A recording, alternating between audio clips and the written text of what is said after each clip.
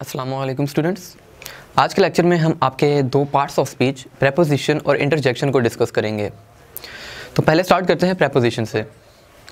एक प्रेपोजिशन एक ऐसा लफ्ज़ होता है जो कि अपने ऑब्जेक्ट और जुमले के बाकी हिस्से में जो कि उस ऑब्जेक्ट के मॉडिफायर हों उनका आपस में रिलेशनशिप शो करता है। अब एक तो कि इसने हमेशा एक ऑब्जेक्ट से पहले ही इस्तेमाल होना होता है, इसके आगे इसका अपना एक ऑब्जेक्ट ज़रूर रहता है जिससे इसका डायरेक्ट लिंक हो, और दूसरा इसका काम ये होता है कि ये उस ऑब्जेक्ट और जुमले के अंदर जो भी कोई इसके मॉडिफायर है या कोई प्रेपोजिशनल फ्रेज है तो उनके दरमियान ये रिलेशनशिप को शो करता है। For example, I was waiting in the forest. तो इन द फॉरेस्ट, जो फॉरेस्ट है ये हमारा एक प्रेपोजिशनल ऑब्जेक्ट बन गया। इन जो है ये फॉरेस्ट का बाकी हिस्से से एक ताल्लुक कायम कर रहा है, रिलेशनशिप कायम कर रहा है। तो ये लफ्ज़ जो है ये हमारा एक प्रेपोजिशन है। I was waiting in the forest, तो एक ऐसा लफ्ज़ छोटा सा जो कि एक ऑब्जेक्ट का जुमले के बाकी हिस्से से एक प्रेपोजिशनल फ्रेज से आमतौर पर रिलेशनशिप शो करे, वो हमारा प्रेपोजिशन कहलाता है। अब इस चीज़ का ध्यान रखना है कि जो ऑब्जेक्ट है उसका वाकई में प्रेपोजिशन से ताल्लुक हो, वो दो डिफरेंट बातें ना कर रहे हों। For example, in the forest बाकायदा बता रहा है कि जंगल में या जंगल के अंदर बैठा वो इंतजार कर रहा था। सेकंड एग्जाम्पल है the plane circled above the field. जहाज ने चक्कर लगाए मैदान के ऊपर। तो अबव जो है इसका ऑब्जेक्ट इस बार है फील्ड, जो कि डायरेक्टली कनेक्टेड है फील्ड से, कि फील्ड के ऊपर, और उस रिलेशन को कि फील्ड के ऊपर इसको ये ज्वाइन कर रहा है बाकी जुमले के साथ, the plane circled above the field. तो ये लफ्ज़ जो है ये हमारा एक प्रेपोजिशन है जो कि अपने ऑब्जेक्ट का बाकी जुमले के साथ एक रिलेशनशिप पैदा कर रहा है। तो ये भी हमारा एक और प्रेपोजिशन है। अब प्रेपोजिशन जो है काफ़ी सारे हैं। फॉर एग्जाम्पल, बिलो नीचे, except, at, over, with, before, etcetera, बहुत सारे हैं।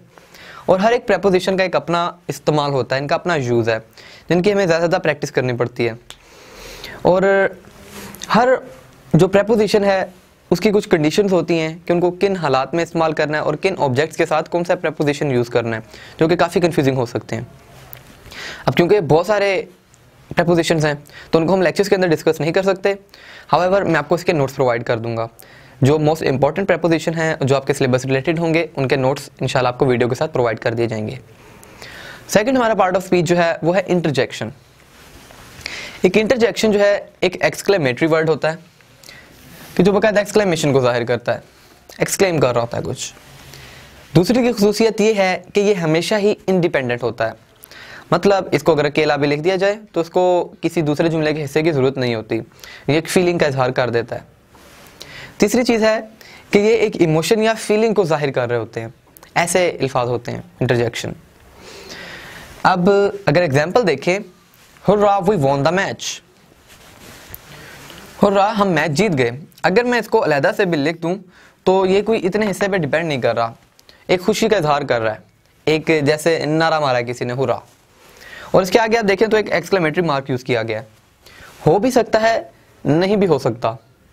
अगर एक्सक्लेमेटरी मार्क आ गया फिर तो ऑब्वियसली वो एक इंटरजेक्शन ही है।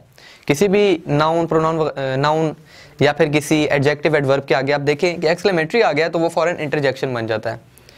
जिस लफ्ज़ के आगे भी आप एक्सक्लेमेटरी मार्क देखें वो है हमारा एक इंटरजेक्शन। फिर इसकी खुसूसियत ये है कि ये हमें किसी फीलिंग वगैरह का इजहार कर रहा होता है, कि इमोशन का इजहार कर रहा होता है। दूसरी एग्जाम्पल देखें, oh no I forgot my book, oh नहीं मैं अपनी किताब भूल गया।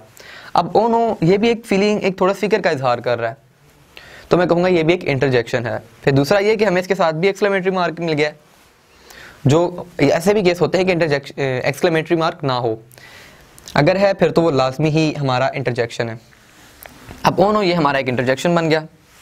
थर्ड एग्जाम्पल है येस आई लाइक बिरयानी। अब यहाँ पे येस जो लफ्ज़ है इसके आगे आप देखिए कोई एक्सक्लेमेटरी मार्क नहीं है, लेकिन हाँ मैं बिरयानी पसंद करता हूँ।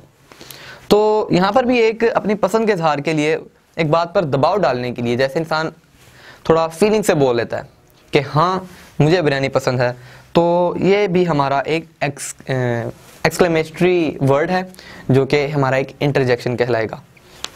ध्यान में रखें, लाजमी नहीं एक्सक्लेमेटरी मार्क हो, अगर एक्सक्लेमेटरी मार्क है फिर तो वो ऑब्वियसली इंटरजेक्शन है ही। फिर आपने देखना है कि वो किसी फीलिंग वगैरह का इजहार कर रहा होगा, और ये कि जुमले का इंडिपेंडेंट पार्ट होता है हमेशा, तो फिर हम उसको कहते हैं कि वो हमारी एक इंटरजेक्शन है। चलिए, मुझे उम्मीद है आपको ये दोनों टॉपिक समझ आ गए होंगे। थैंक यू, अल्लाह हाफिज़।